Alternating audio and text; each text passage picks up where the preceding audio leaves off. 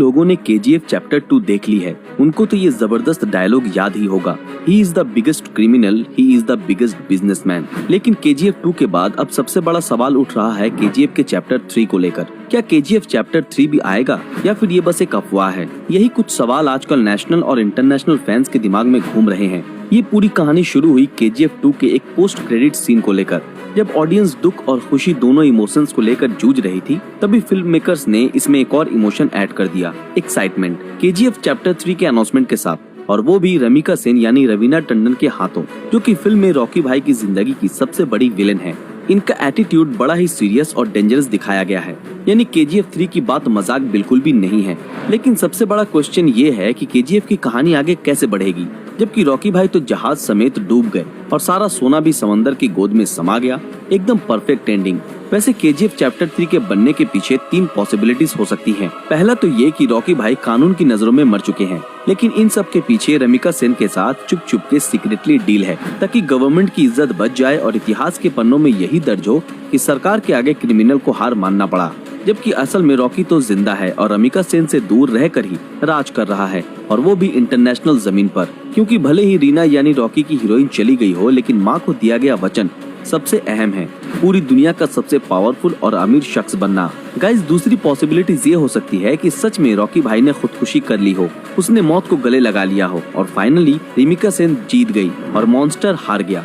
अब चैप्टर 3 में हमें जो दिखाया जाएगा वो होगा रॉकी भाई की जिंदगी का फ्लैशबैक, जो कि 1977 से 81 तक की कहानी को दर्शाएगा, जिसे फिल्म में हमें फास्ट फॉरवर्ड करके दिखाया गया था। इसमें ये चांसेस काफी ज्यादा है कि इस टाइम पीरियड में रॉकी इंटरनेशनली क्राइम्स को अंजाम देता है, जिस कारण चैप्टर 2 के अंत में अमेरिकन एजेंसीज भी रॉकी को ढूंढते हुए रमिका सेन के पास पहुंच जाती है। यानी एक फाइनल ट्रिब्यूट के तौर पर केजीएफ चैप्टर 3 को फैंस के लिए रिलीज किया जा सकता है और इसके बाद केजीएफ की दुनिया पर हमेशा के लिए फुल स्टॉप लग जाएगा। लेकिन इसके विपरीत पॉसिबिलिटी नंबर 3 इस ओर इशारा करती है कि केजीएफ सिर्फ एक फिल्म नहीं, बल्कि ये एक पूरी की पूरी यूनिवर्स है, जिसमें रॉकी भाई तो बस एक शुरुआत है। इस यूनिवर्स में आगे और 2 बड़े मॉन्स्टर्स की एंट्री होने वाली है। Monster number 2 Salaar, the most violent man. इसकी कहानी को फैंस इसलिए केजीएफ के प्लॉट से जोड़ रहे हैं क्योंकि दोनों ही फिल्म्स का थीम लगभग एक सा ही है। और फिर प्रशांत नील ने खुद एक इंटरव्यू में सलार को एज अ कमांडर बताया है। ऐसा भी हो सकता है कि ये आर्मी रॉकी भाई की ही हो और जिसे लीड करने सलार की एंट्री हो। मॉन्स्टर नंबर 3 बघीरा, ये एज अ क्रिमिनल नहीं बल्कि इनकी एंट्री क्रिमिनल्स के मौत के रूप में होगी। इसके टैगलाइन को अगर आप ध्यान से पढ़े तो ये मॉन्स्टर क्रिमिनल से जंगल को साफ करने आएगा।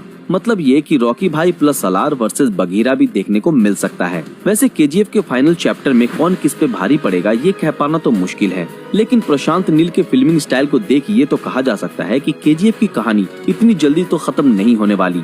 इन तीनों पॉसिबिलिटीज में से चाहे कोई भी सच हो, पर केजीएफ का चैप्टर 3 तो आएगा ही, मैं गारंटी से कह सकता हूँ। रिसेंट अपडेट के मुताबिक सलार की शूटिंग 40% कंप्लीट हो चुकी है और मई के एंड तक हमें इसका टीजर देखने को मिल सकता है। आप लोगों ने ये तो नोटिस किया ही होगा कि यश ने अपना लुक वैसा ही रखा है, जबकि हर एक्टर अपने नए प्रोजेक्ट के साथ अपने लुक को चेंज करता रहता है। यानी ये फैंस के लिए साफ इशारा है कि केजीएफ में एक आखिरी बार के लिए रॉकी भाई जरूर दिखेंगे। कुछ रिपोर्ट्स के मुताबिक डायरेक्टर प्रशांत नील सलार की शूटिंग खत्म होते ही चैप्टर 3 की शूटिंग भी स्टार्ट करने वाले हैं। यहाँ तक कि चैप्टर 3 का प्री प्रोडक्शन भी स्टार्ट हो चुका है। तो भाई लोग, इस बात से अंदाजा लगाया जा सकता है कि 2023 में सलार रिलीज होगी, यानी 2024 में चैप्टर 3 फाइनली रिलीज हो सकती है। उससे पहले तो कोई चांसेस नहीं है। साउथ की फिल्मों के फैंस के लिए अच्छी खबर तो ये है कि 23 और 24 के बीच में पुष्पा भाई दर्शन देंगे, जो कभी नहीं चुकते। नेक्स्ट कमांडर सलार अपनी आर्मी को लीड करते हुए दिखेंगे और अंत में एंट्री होगी केजीएफ 3 की, जो हिंदी सिनेमा के इतिहास को बदल देगा। अब आपको क्या लगता है, केजीएफ चैप्टर 3 में ऊपर दिए गए 3 पॉसिबिलिटीज में से आप कौन सी वाली सच होते हुए देखना चाहते हैं? Mastermind Rocky, international criminal Rocky, या फिर KGF chapter 3 universe, Salaar plus Rocky versus Bagheera? अपनी राय नीचे कमेंट में जरूर बताएं।